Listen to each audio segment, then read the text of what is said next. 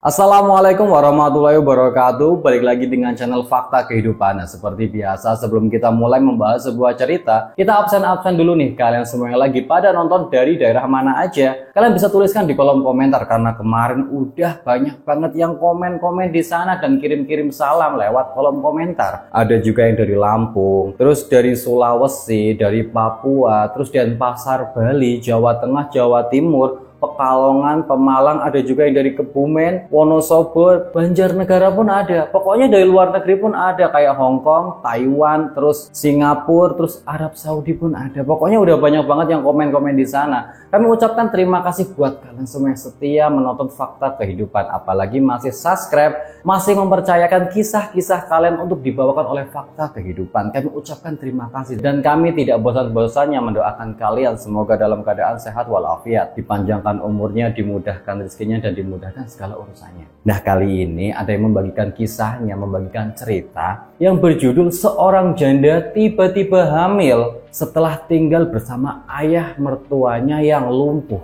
Ada seorang wanita janda itu tiba-tiba hamil setelah tinggal bersama ayah mertuanya yang sakit lumpuh. Bagaimana ini? Pasti banyak banget dari kalian yang penasaran dengan kisah ini. Gak usah lama-lama lagi, kita masuk ke ceritanya.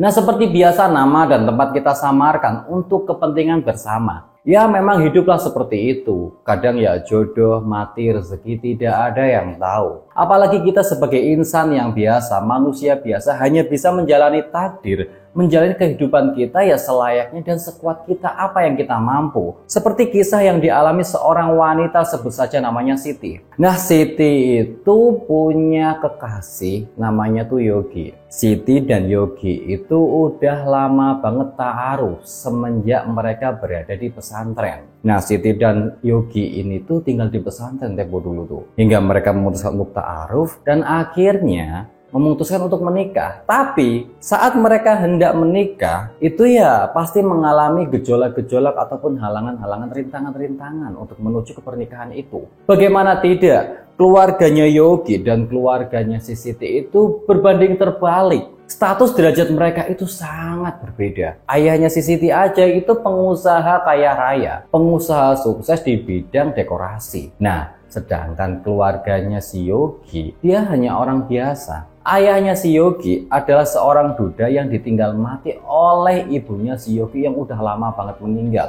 Perbedaan status ini yang membuat Yogi dan Siti untuk maju, untuk melangkah ke pelaminan itu sedikit agak susah. Hingga akhirnya si Siti meminta tolong kepada Pak Kiai yang ada di pondok itu untuk memberikan saran kepada ayah dan ibunya si Siti. Hingga akhirnya karena dukungan Pak Kiai itu, ayah dan ibunya Siti itu tidak bisa berbuat banyak. Hingga akhirnya mengizinkan atau merelakan anaknya menikah dengan si Yogi dari keluarga yang biasa-biasa saja. Nah, acara pernikahannya si Yogi itu pun sama si Siti berlangsung ya sederhana. Acara yang begitu sederhana dan hikmat, tapi kebahagiaan terpancar di wajah-wajah Yogi dan si Siti. Nah, setelah pernikahan mereka, si Yogi itu selaku kepala rumah tangga memutuskan untuk tinggal di sebuah kontrakan. Yang kontrakannya itu tidak jauh dari rumah ayahnya si Yogi. Yogi berpikir, ayah kan sendiri. Apalagi ayah Yogi itu adalah seorang duda. Jadi ya lebih membutuhkan perhatian dibanding keluarganya si Siti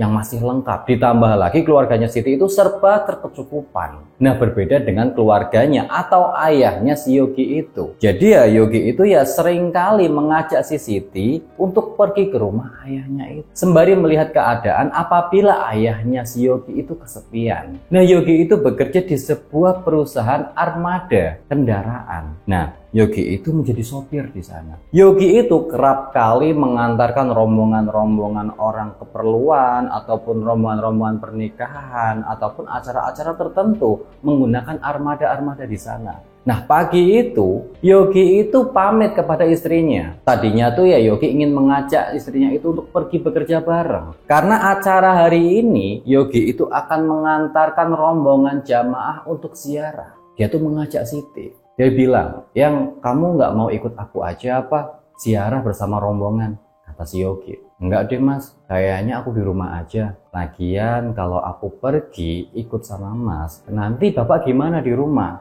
Kan kalau mas pergi ziarah, nganterin jamaah ziarah itu pasti kan berhari-hari, lebih dari 1 hari. Jadi ya aku khawatir aja kalau ayah mertuaku di rumah sendirian tuh kesepian. Jadi ya aku di rumah aja deh mas.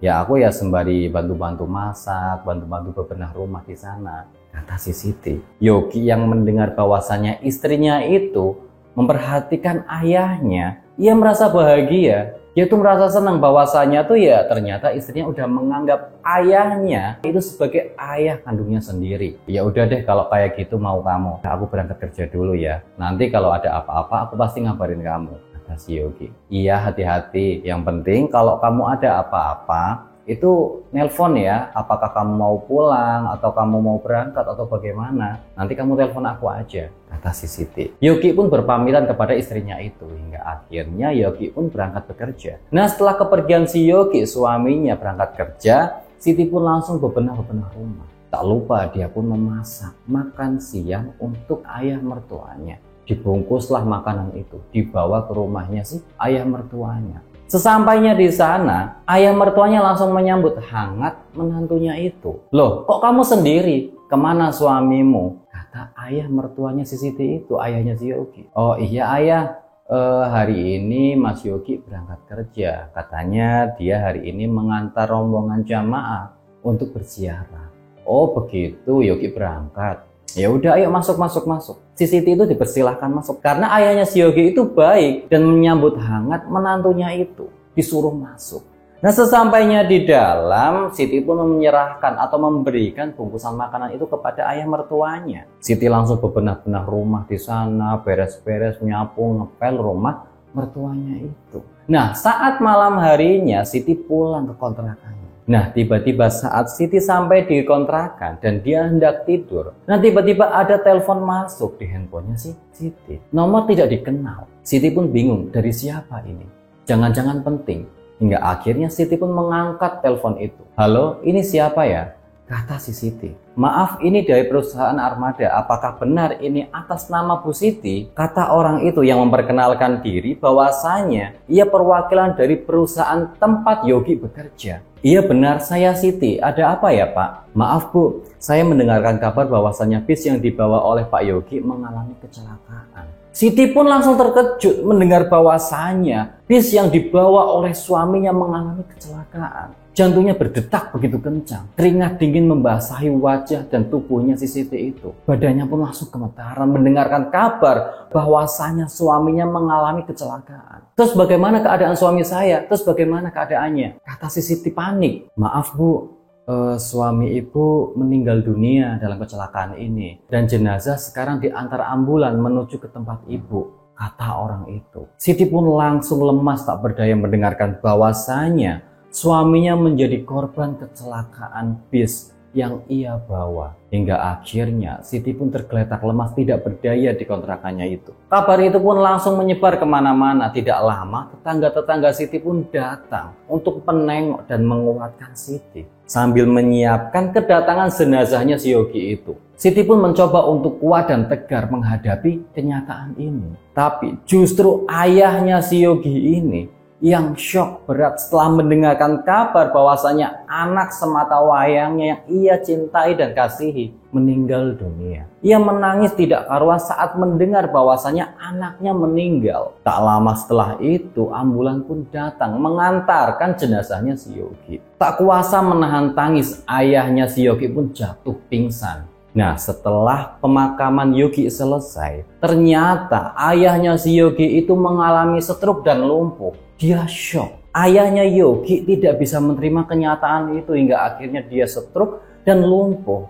Ini mengakibatkan si Siti itu pun bingung. Setelah ditinggal pergi oleh suaminya, sekarang ayah mertuanya malah justru jatuh sakit tidak berdaya. Nah Siti pun menerima asuransi dari kepergiannya si Yogi ini. Ia mendapatkan asuransi dari Jasara Harja dan dari perusahaan di mana tempat Yogi bekerja. Setelah kepergiannya si Yogi, Siti memutuskan untuk tinggal bersama ayah mertuanya itu. Ya bagaimana tidak? Ayah mertuanya udah tinggal sendiri, ditambah lagi dia lumpuh, nggak bisa kerja. Terus bagaimana caranya dia untuk bertahan hidup kalau tidak dibantu oleh si Siti? Siti akhirnya tinggal bersama ayah mertuanya yang lumpuh itu. Dari uang asuransinya itu, asuransi meninggalnya suaminya, si Siti itu membuka usaha kecil-kecilan di depan rumah ayah mertuanya itu. Dia membuat usaha itu ya bikin lauk, bikin sayur setiap pagi dan sore. Untuk orang-orang ataupun tetangga-tetangga yang malas masak, itu biasa beli lauk dan beli sayur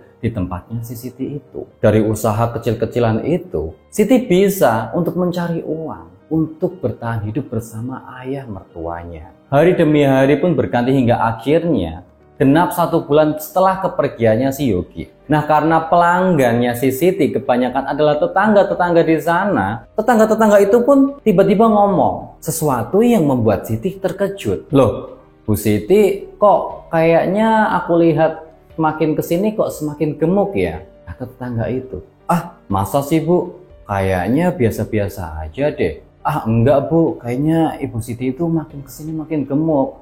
Apakah Bu Siti lagi hamil, lagi ngisi ya? Kata tetangga itu heran. Ah, masa iya Bu? Loh, itu kelihatan loh Bu, perut Ibu itu semakin kesini makin buncit.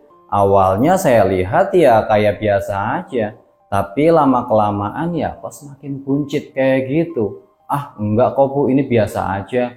Mungkin karena berat badan saya lagi naik aja, kata si Siti. Tapi tetangga-tetangga itu seakan-akan tidak percaya begitu aja. Tetangga-tetangga itu yakin bahwasanya Siti itu tengah hamil. Ditambah lagi, Siti itu seorang janda dan sekarang tinggal bersama ayah mertuanya. Hingga akhirnya terenduslah tercipta gosip-gosip yang miring tentang si Siti yang hamil dengan ayah mertuanya yang lumpuh itu. Nah, berita-berita ini, gosip-gosip ini sampai ke telinga orang tuanya si Siti. Ya bagaimana tidak, orang tuanya si Siti pun langsung marah. Dia tuh jengkel, anaknya seorang janda tinggal bersama ayah mertuanya malah justru sekarang sedang hamil. Pasti ya pikirannya kemana-mana, jangan-jangan itu anak ayahnya itu. Jangan-jangan selama ia tinggal bersama ayah mertuanya itu, mereka melakukan hubungan-hubungan yang terlarang. Hingga akhirnya ayah dan ibu Siti datang marah-marah di rumah mertuanya Siti itu, ayahnya si Yogi. Apa-apaan ini? Kenapa Siti bisa hamil? Padahal Siti itu udah ditinggal mati oleh si Yogi.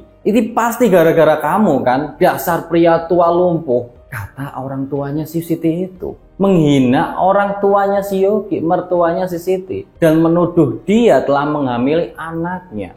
Ayah ibu jangan sembarangan nuduh kayak gitu. Jangan menuduh yang enggak-enggak tentang ayahnya si Yogi ini. Kata si Siti seakan-akan membela ayah mertuanya itu. Ayah mertuanya cuma bisa diam aja, dimaki-maki oleh ayah dan ibunya si Siti. Hingga akhirnya emosinya ayah dan ibunya Siti itu pun tidak bisa ditahan lagi. Dia terus ngomel, terus ngomong yang enggak-enggak. Suara mereka yang sangat lantang itu hingga terdengar oleh tetangga-tetangga sekitar. Tetangga-tetangga sekitar yang mendengarnya pun langsung datang. Melihat keributan apa yang sedang terjadi di rumahnya ayahnya si Yogi ini. Ayahnya si Siti itu terus ngomong yang enggak-enggak tentang ayahnya si Yogi ini. Dia ngomong katanya si ayahnya si Yogi ini nafsuan lah, dasar cabul, dasar tukang memperkosa, pokoknya diomongin yang enggak-enggak. Hingga akhirnya salah satu tetangga di sana mencoba untuk menengahi. Dia tuh ngomong, ibu bapak nggak usah nuduh kayak gitu, karena ini nggak ada buktinya. Nggak ada buktinya bagaimana? Itu buktinya anak saya tuh hamil. Bagaimana bisa anak saya hamil padahal ia nggak ada suaminya? Udah beberapa minggu yang lalu meninggal, sekarang anak saya hamil dan tinggal bersama pria tua ini. Bagaimana saya bisa sabar, Pak? Kata ayahnya si Siti. Ya tolong Pak, kalau Bapak mau menuduh seenggaknya harus ada bukti yang kuat. Kalau kayak gini aja kan bisa salah Pak. Kalau saran saya Pak, sekarang si Siti itu ya kita periksain ke dokter apakah benar hamil. Jika memang benar hamil, setidaknya harus tes DNA. Siapa ayah sebenarnya? Apakah Yogi? Ataukah benar ayahnya si Yogi ini yang lumpuh? Kata tetangga itu. Oke, nggak masalah. Kita tes DNA aja. Siti harus tes DNA dan membuktikan siapa ayah dari anak yang dikandung oleh Siti ini. Hingga akhirnya beberapa hari setelah pertengkaran itu, Siti mengajukan untuk tes DNA. Di sana tidak lama kemudian tes DNA pun keluar. Dokter menerangkan bahwasanya benar Siti tengah hamil. anak yang dikandungnya adalah anak si Yogi. Nah, penjelasan dokter ini langsung dielak oleh ayahnya si Siti. Bagaimana bisa, Dok? Kan Yogi udah meninggal. Bagaimana bisa orang yang meninggal bisa menghamili orang yang masih hidup, Dok? Ini pasti anak ayahnya si Yogi ini, nggak mungkin si Yogi. Ayahnya si Siti tetap bersikeras bahwasannya anak yang dikandung oleh Siti itu anak dari ayahnya si Yogi, mertuanya. Ia tetap kekeh menuduh ayahnya si Yogi sebagai biang kerok atau tersangkanya. Dokter pun menerangkan bahwasannya ini bisa saja terjadi. Bahwasannya sebelum Yogi pergi berangkat kerja, siapa tahu belum lama ini Siti dan Yogi melakukan hubungan suami istri. Hingga akhirnya terjadilah kehamilan yang dikandung oleh si Siti. Kata si dokter. Dokter pun memberikan bukti bahwasanya tes DNA dan tes lab laboratorium. Orang tuanya Siti pun tidak bisa ngomong apa-apa lagi setelah mendapatkan bukti dari dokter.